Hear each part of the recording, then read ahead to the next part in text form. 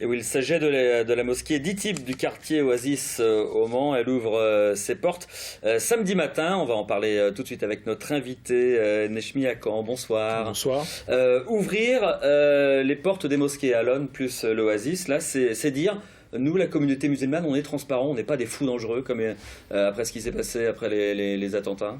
Bien sûr, ça a été la volonté première d'affirmer cette transparence dans nos lieux de culte en premier. Alon en premier parce qu'on a eu quand même des perquisitions qui avaient été faites chez 2 membres de l'association AMA, l'association des musulmans d'Alon, qui participe aussi à cette volonté d'ouverture. Et donc la deuxième maintenant, rue de Docteur Calmette au Mans, samedi prochain.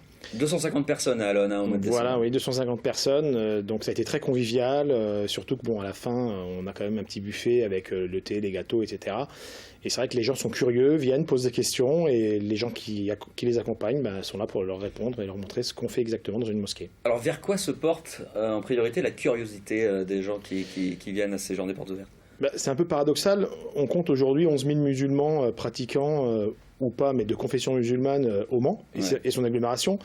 Et c'est vrai que si on demande un peu aux gens qui côtoient aussi des musulmans, ils ne savent pas forcément quel rite nous pratiquons, ni où nous les pratiquons.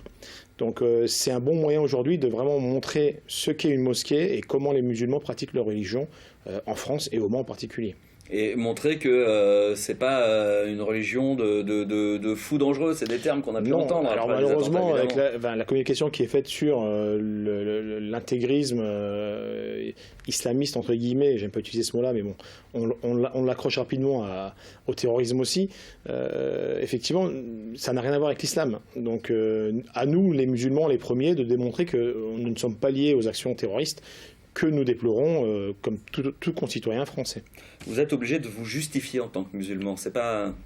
Alors c'est paradoxal, moi personnellement non, parce que je me sens pas du tout concerné par ceux qui... Oui, non, mais je veux dire, et je pense que la majorité des musulmans pensent la même chose.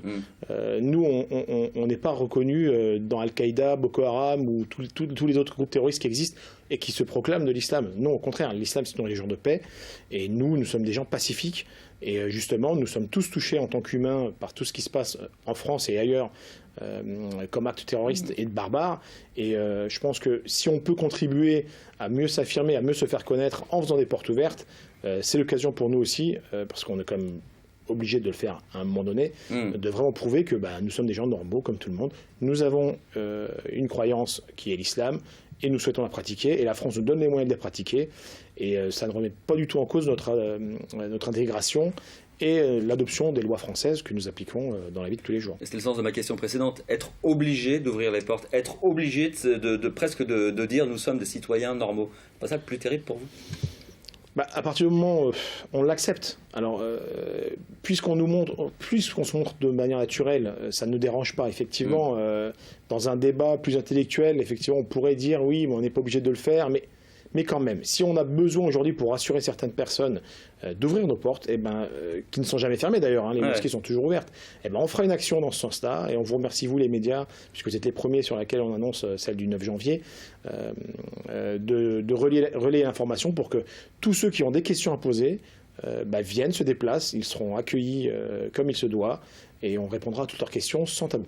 Le pragmatisme, c'est ça en fait, que voilà, il faut être pragmatique et puis se montrer. On rappelle où ça se trouve tout ça, donc la mosquée d'Itib Le Mans, j'ai fait une erreur tout à l'heure dans la présentation, d'Itib Le Mans, c'est 39 rue du Docteur Calmette, au Mans, c'est dans les quartiers sud, pas loin du cinéma Le Royal, c'est bien cela ? Oui. Ouverture de 9h à 12h, à midi. Samedi. Voilà. Merci beaucoup d'être venu dans ce journal. Merci à vous.